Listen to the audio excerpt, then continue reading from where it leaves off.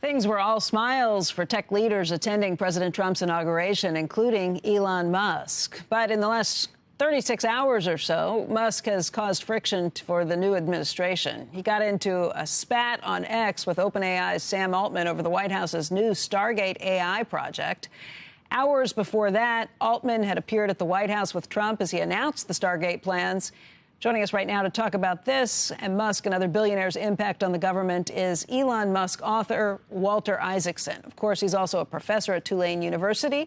He's an advisory partner at Perella Weinberg and a CNBC contributor. And Walter, you're a great historian who has looked back at some really phenomenal figures in time. I think of Ben Franklin, your book on him, your book on Einstein, your book on Leonardo da Vinci, Steve Jobs, and now Elon Musk. And Jamie Dimon was with us yesterday. He said, Elon is our Einstein. And I think that is true, but I think part of the reason people think it, not just because of how many spectacular things Elon has done, but also because you've put him in that pantheon. You only look at really interesting people. What do you think of what's happened in the last 36 hours or so between Elon Musk, the administration, Sam Altman, and beyond? If you want to understand Elon Musk, just look at the way he's been for the past 50 years or so. And there are two chapters in my biography of his relationship with Sam Altman and the forming of OpenAI and Musk's fury at Sam Altman when OpenAI no longer becomes open and it no longer becomes a nonprofit. And there's a simmering resentment there. As you know, there have been lawsuits there. And I've seen them together. It's sort of this interesting thing that Musk can do is be both a total enemy, but also somebody who feels like it's just a gladiator contest. We were in one of these conferences not long ago. I saw the two of them talking together. And yet, when Trump rolled out Sam Altman, along with Larry Ellison and others, to talk about this new Stargate AI storage system, and Musk was not a part of it, you just knew from the history that you see that that would cause another eruption in Musk. And Musk's genius comes from his amazing ability to do things, but it's driven by a darker force of intensity that erupts time and time again. I think that's something that the new President Trump, will just kind of gloss over because he likes the good part of Elon and what he gets in the relationship there, or does it risk a broader fissure with these two who have worked so closely together? The broader fissure is the rift between what I would call Musk and the tech bro community in terms of having a growth strategy and even wanting H-1B visas. That was one of the flashpoints of this, versus the more populist Steve Bannon crowd who doesn't feel that the tech companies of Silicon Valley should have that much power. And we saw in the inauguration who won that, because Steve Bannon said by the end of Inauguration Day, Elon Musk, I'll make sure he's not around. And it was Steve Bannon who wasn't around, and there's Musk sitting in front of the Commerce Secretary designate.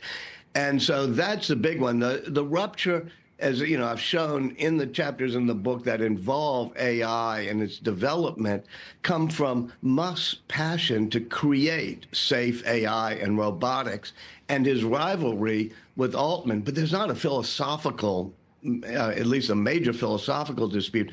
And this is a problem because this is Musk with his own interests and sometimes resentments taking on Sam Altman.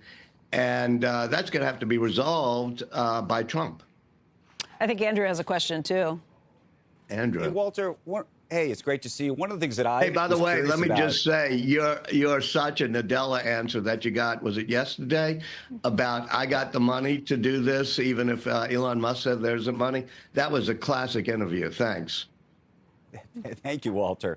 As it relates to that, though, one of the things that I was curious about from your perspective is when Elon sees this all happening, and clearly he was left out of this particular transaction with OpenAI, one of the worries that I think people had about his relationship with Trump was, would it impact an OpenAI? Would he use whatever influence he has to try to shut down certain things that OpenAI or Jeff Bezos might try to do because they're competitors of his. Both Sam Altman and Jeff Bezos have been quite public about saying while they have lots of questions and issues with maybe certain things that Elon's done, that they don't think that he would use his influence to hurt them. Do you think that's true? Yeah, I think that in his rational moments and, clear thinking, he knows he actually kind of supports Jeff Bezos' ability to go into space, even though he's a competitor. SpaceX is a competitor to Blue Origin. Likewise, his AI company, XAI, is a competitor to OpenAI. And it's just in these late night tweets. I mean, he's done a flurry of them in the past 4 or 5 hours. He lets his resentment show. The question is, will he actually try to stop OpenAI and Sam Altman for doing something, or will he just sling in barbs on X as he has been doing? And I suspect it's the latter. And Walter, it appears that his barbs are aimed at Sam and OpenAI as opposed to President Trump. But at the same time, this announcement was made by President Trump behind a presidential lectern by something that President Trump was trying to suggest to the public he was very proud about. And I wonder whether you think that undermines the relationship in any way, or you think that President Trump says, oh, he's not really trying to point the finger at me, he's trying to troll this other guy. Well, what's also interesting, and you just described, is Donald Trump deciding to make that announcement in a field that's right core to what Elon Musk is doing, and to have Larry Ellison there, have Sam Altman there, make the announcement, but not have Elon Musk be a part of this whole thing, or for that matter, some of Elon Musk's, colleagues, like a David Sachs. And it's sort of like when Biden had a summit on electric vehicles and invited Mary Barra of GM and the other major companies, but not Tesla. This got into resentment. So what was Trump thinking? Why does Trump do this and cut out Elon Musk? Is it Trump playing a game too? I don't think so yet. I don't think so. I think this relationship is solid.